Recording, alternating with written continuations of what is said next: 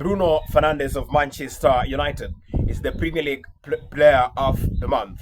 I think in Manchester United, Bruno Fernandes has been a key player, a creative genius, one of the best attacking midfielders Manchester United have signed in recent years. I'll dare say Bruno Fernandes is the best attacking midfielder Manchester United have signed since Sir Alex Ferguson.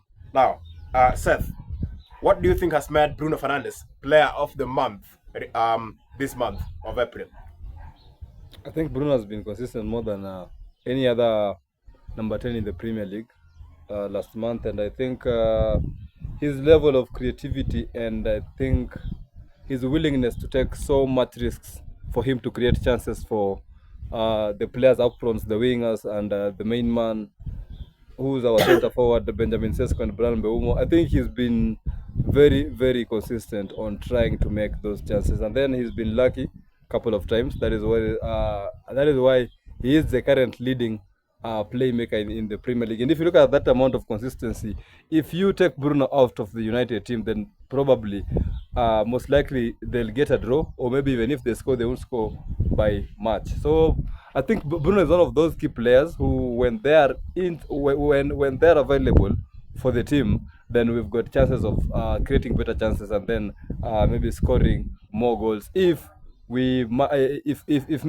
you can ignore a player like Bruno Fernandes, or maybe if United outshine you, then Bruno always does what he does best. And I think that is one of the things that if you consider with other players, even if players like Arsenal and Manchester City are on top of the league, there has been no player who has been that consistent except Ryan Chucky for the last 3 or 4 games.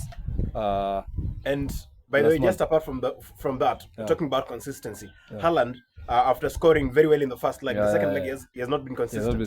And do you know that he's only one goal behind? He's only one goal above Igor Thiago. Yeah.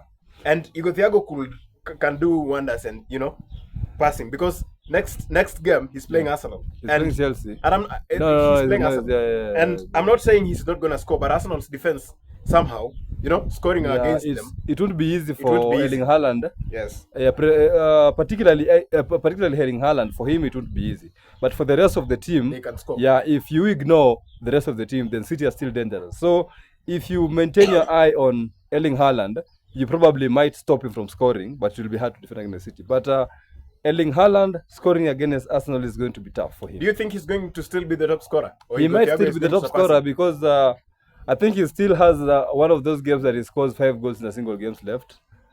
Fixtures like which game? Like fixtures like Burnley. He still has a chance to get a hat-trick. For the current City, do you think Erling Haaland has a chance to score such goals? 5? He might, you never know. In the current City. In the current City, it's hard. Let's be honest. By the way, yesterday I was watching Sky Sports. This is what I heard them say. The only thing that made Manchester City beat Liverpool in all those titles they took when Jurgen Klopp was coaching Liverpool is Kevin De Bruyne.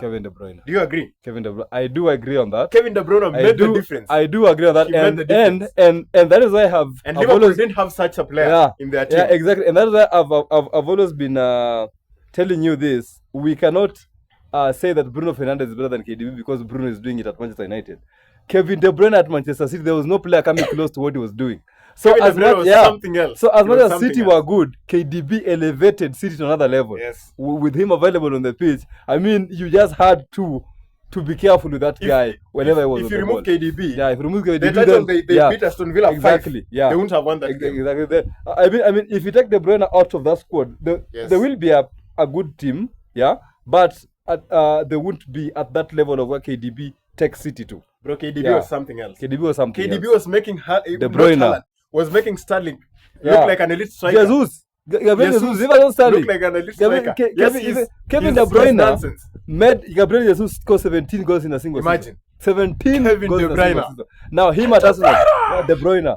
I mean, if you could just hear his name being mentioned by a commentator, you knew this guy was cooking. And the reason I say it was because he was under Pep. Yeah, I'm not disqualifying his capabilities and talent.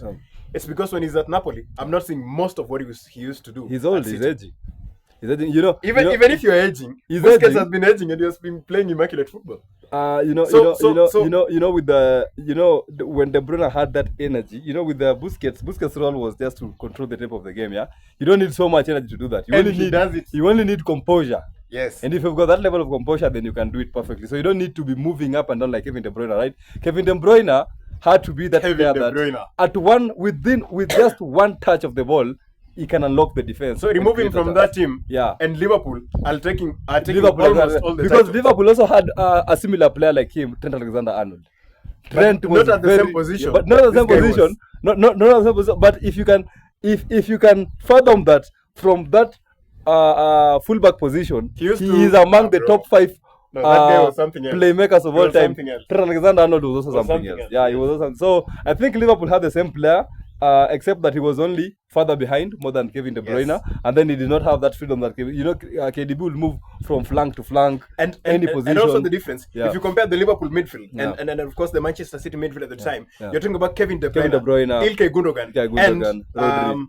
And this guy, and Rodri, and we still had Fernandinho, and you still had Fernandinho, Yeah. and you still had this short guy, Bernardo Silva. Yeah. Bro, that was something else. Yeah, City was so good, by the way. You're not just winning. Yeah, they had good wingers, and then if those good wingers could get Kevin De Bruyne on the ball, I mean, I can remember a game against Wolves where Kevin De Bruyne scored 4 goals single-handedly. De Bruyne Scored 4 goals, and he came from the bench, and City were 1-1 with Wolves. Yes. So when he came in, and Jesus was the striker, and then he tried to feed Jesus twice. Yes. But then Jesus missed the chances. And he said, you know what, I'm gonna take matters into my own hands. So, and I also want to talk about Manchester United. For Manchester United, if you're talking about that season, if Manchester United with Bruno Fernandes, Paul Pogba, I think we had the best and midfield, McTominay. Yeah. If those guys Yeah. would have had the best defense, and a consistent coach, just forget about Ole Gunnar Solskjaer not having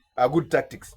Just the way they were playing, if we had a good defense, even City with De Bruyne could have seen that. I think you know why the lack because of we bottled the league. the lack of tactical identity was the major problem. You know why? Because we had players who were capable of scoring without Very even capable. being instructed. Yeah, you had Greenwood Mason scoring Greenwood. 17 goals Marcus in a season. Rashford. Anthony Martial was at 22 goals in a season. Marcus Rashford with 20 goals in a single season. Lingard. If you combine all those goals, these guys have already scored almost 60 goals Yes. in the Premier League alone. And I remember we had played almost, I think we had played more matches than any other team in the Premier League. And we had the best front three in Europe, regardless of our poor defense. Oh my. Right? So I think if Ole Gunnar had that, if Ole Gunnar could have just came up with a good tactical identity that we know this is how United play. Like, for example, if how Klopp played with Liverpool and then how Pep played with Manchester City, right? If Ole Gunnar Solskjaer would have just figured out a playing identity for Manchester United, how to control and dominate games, I think he would have, because he had the best team. You can't even compare Gundogan to Pogba. Absolutely. Right?